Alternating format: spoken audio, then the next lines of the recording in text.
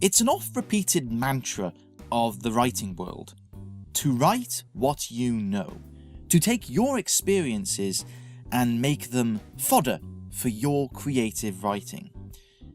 Now, when I was but a youngster striking out into the world of writing for the first time, that advice confused me no end. As a 16-year-old, my life experiences were limited to school, homework, and biking up to my mate's house for weekends to play Mario Kart. How on earth does that translate into creative material? Besides, I don't think all the life experiences of the world could help me write what I was trying to write, which was an epic space adventure spanning galaxies. And it wasn't just me. Whenever I'd wander into my local Waterstones, which was a lot, mind you, I used to work there, I'd wander around the sci-fi and fantasy sections all the time. Books about worlds conjured from the imagination, filled with the unreal, the surreal, and the fantastic. Many of them excellent, many of them successful. The authors of these books surely hadn't lived in those worlds. So, I dismissed that write what you know advice out of hand and got on with writing my epic space adventure. And boy, what an adventure it was, both in terms of the content and in the writing of it. I lived and breathed that project for a whole year solid. I drew up elaborate plans stretching as far as book 5 into the series. I would sketch pictures of the main characters. I made maps. It became my life. When I wasn't writing that book, I wanted nothing more than to be back writing it, even in my sleep. When I completed the first draft of that book, I just knew I'd created something incredible. A story for the ages, and all at the age of 16. I was a child prodigy. So much for that write what you know advice. Yeah, it was my moral duty to get this book out to agents as soon as possible. They needed to get this onto bookshelves and into readers' hands right away. So, imagine my shock when those rejection letters came rolling in. One after the other, some without even a note of why they rejected it. Now those hurt the most. How could this be? What had I missed? What had they missed? Could it be that the book wasn't as good as I thought it was? So, I hit the books again, studying up on the art of writing fiction, the tools, the techniques, the equipment. Prior to that point, I'd only really passed a cursory glance across the basics, thinking that I could get by on pure passion and enthusiasm. It was then that I hit the trough of the Dunning-Kruger effect, that phenomenon where newbies are ignorant of the skills required in a craft, consider themselves to be better than the veterans.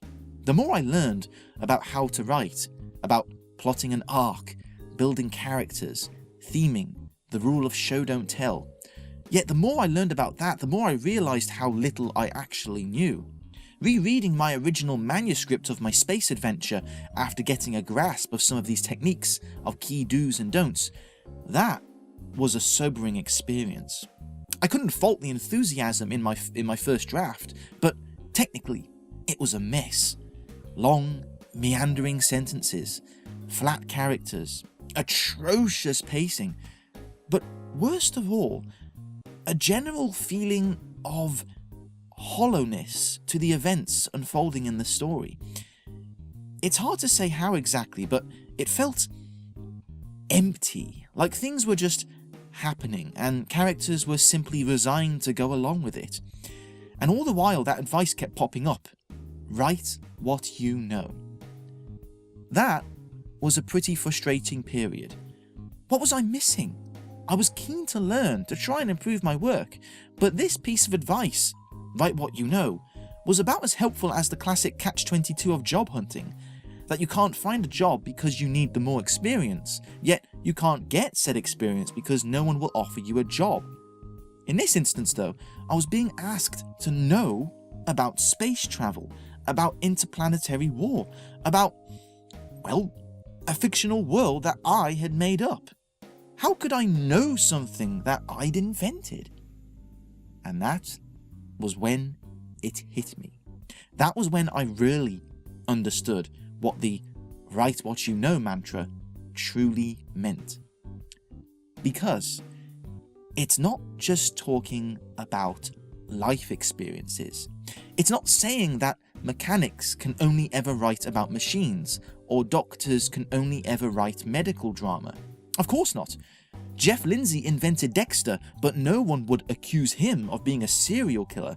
No, what it means is that you have to live the world you are creating.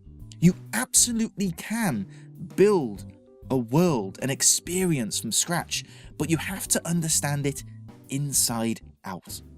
You must get under the skin of your characters, know what makes them tick, know how they'd react in almost any given situation.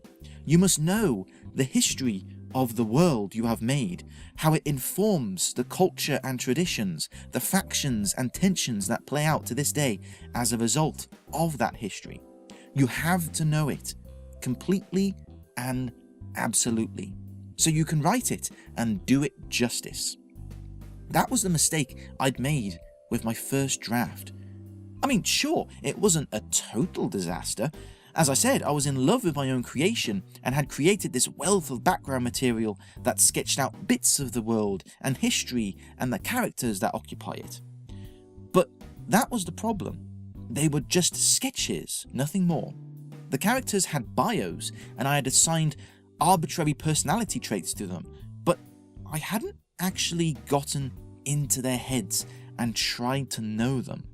The world I'd created was vast, but it was sparse, seeming to exist purely to drive the plot, rather than being a living, breathing place that exists well beyond the realms of the story you're trying to tell. I loved my story, but I didn't know it. Not yet. This is what separates the good from the great. The good can tell a good story, but only the great know their creation so well that they pen the narrative like writing their own diary. The world J.K. Rowling presents in Harry Potter is a perfect example of this. The story follows Harry, but you constantly get this sense that this wizarding world exists well beyond the story we're presented with on the page, and has existed long beforehand and will continue to exist for a long time after. J.R.R. Tolkien's The Lord of the Rings is famously just a tiny tip of the mythology of Middle-earth, and the sense that there's a wider world beyond the events that unfold during the War of the Ring isn't an illusion. Every detail of Arda has really been meticulously crafted, most of it never appearing in the main novels, but all contributing to that sense of depth. It's like the difference between shooting on a green screen set and shooting on location. Shooting on a set that's been designed purely to present the story that's being told can work, but there's something about shooting on location, in a real city, where the cracks in the walls are real and the cobbled streets are polished from the countless feet that have strode across them over the centuries. It offers something a little deeper, a little richer. The world is there for real. It is known. J.K. Rowling had to walk through every corridor of Hogwarts and beyond before she could bring Harry Potter to life. J.R.R. Tolkien had hiked across every inch of Middle-earth and taken note of all the languages he'd found before writing the stories of the Bagginses. They had to, before they could write what they know. Again, 90% of the world they explored would never make it into their publicly released writing, but you can feel it in their words that they're simply writing what is really happening rather than making up a story. That, if they so wish, they could veer the narrative off in any random direction at any time, and you'd not be met with a blank and unfinished canvas, but yet more works to explore. Because they're shooting on location, the world keeps going. Finally, I understood. Just because it could never be a real-life experience, that space adventure, it didn't mean I couldn't know it. But it did mean that I'd have to work extra hard to know the world of my space adventure. That I'd have to travel every corner of, well, not just a world, but an entire galaxy of my creation before I could write what I know. It would be a mammoth task, but it wouldn't be one that I'd have to conjure entirely from my own mind. My real-life experiences, such as they were, could offer rich pickings to mix into the fiction. The Shire in Middle-earth is clearly inspired by the Cotswolds.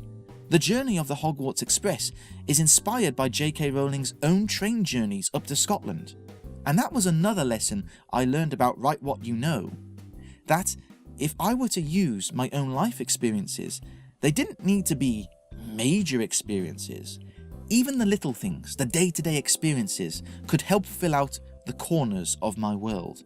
What I can see from the train window of my commute, the colourful personalities of my colleagues, my biking trip from last year. It would all contribute to building my knowledge of my world, while also imbuing it with a sense of truth, of reality that rings true to me, and hence imbues a sense of gravitas to my writing. To this day, I continue to learn about that world I'm making in my space adventure. I'm still not ready, but when I am, I will be ready to write what I know, and my writing will be all the better for it.